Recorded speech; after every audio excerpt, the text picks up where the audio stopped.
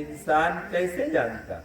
شوہر کے حقوق حضور صلی اللہ علیہ وسلم نہ بیان کرتے تو انسان کیسے جان پاتا؟ بیویوں کے مقام و مرتبے کو رسول اللہ صلی اللہ علیہ وسلم نہ بیان کرتے تو انسان کیسے جانتا؟ اور عورتوں کے سامنے حضور صلی اللہ علیہ وسلم کی یہ حدیث نہ ہوتی کہ اللہ و رسول کے بعد تمہارے شوہر کا سب سے بڑا تمہارے نزدیک مقام و مرتبہ ہے، اور آقا صلی اللہ علیہ وسلم نے یہ بھی فرمایا کہ اگر میں اللہ کے بعد کسی کو سجدہ کرنے کی اجازت دیتا تو عورتوں سے کہتا کہ تم اپنے شوہر کو سجدہ کرو، یعنی ان کے مقام اور مرتبے کو، اہمیت کو اللہ کے رسول صلی اللہ علیہ وسلم نے اس طرح سے بیان کیا ہے۔ معلوم یہ ہوا کہ تمام کی تمام چیزیں عبادت ہیں۔ نبی صلی اللہ علیہ وسلم نے رشتہ طے کرنے کے بھی اصول و آداب سکھلائے، اور شادی بیاہ کے بھی اصول و آداب سکھلائے، حتیٰ کہ انسان بیمار ہو کے جب آخر وقت آ جائے تو اس وقت کے بھی آداب آپ نے سکھلائے،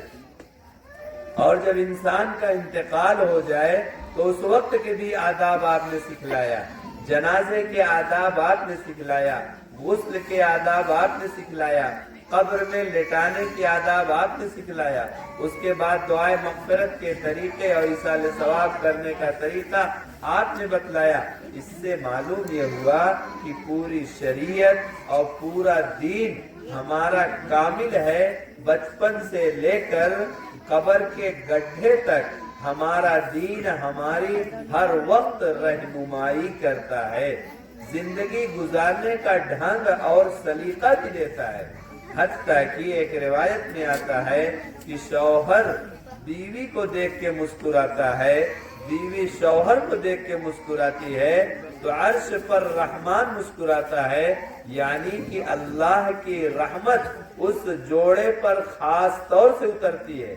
اس سے کیا پتہ چلتا ہے کہ جب ماں باپ اپنے اولاد کے سامنے ٹھیک سے رہتے ہیں، لڑتے جھگڑتے نہیں ہیں، ایک دوسرے کا خیال رکھتے ہیں، ایک دوسرے کے ساتھ ادب و تہذیب سے بات کرتے ہیں، تو اس کا اثر ان کی اولاد پر بھی پڑتا ہے۔ اور جب ماں باپ لڑتے ہیں، ماں باپ ایک دوسرے کی اہمیت نہیں دیتے، تو پھر اس کا اثر اولاد پر پڑتا ہے، اولاد بد اخلاق ہو جاتی ہے، بد کردار ہو جاتی ہے، بدتمیزی کرنے پر اتر آتی ہے۔ تو معلوم یہ ہوا اس سے کہ شریعت ہم کو یہ تمام چیزیں سکھلاتی ہے، شریعت نے کہیں ہم کو چھوڑا نہیں ہے، ہر طرح سے ہماری رہنمائی کی ہے۔ اللہ تبارک و تعالی نے قرآن مقدس میں جہاں اپنے حقوق کو بیان کیا ہے، عامتاً ان جگہوں پر ماں باپ کے بھی حقوق کو بیان کیا ہے۔ آج دنیا میں ان سے بھی لاپرواہی برتی جاتی ہے، کوتاہی برتی جاتی ہے، انسان ذرا سے کمانے لگتا ہے، ذرا سے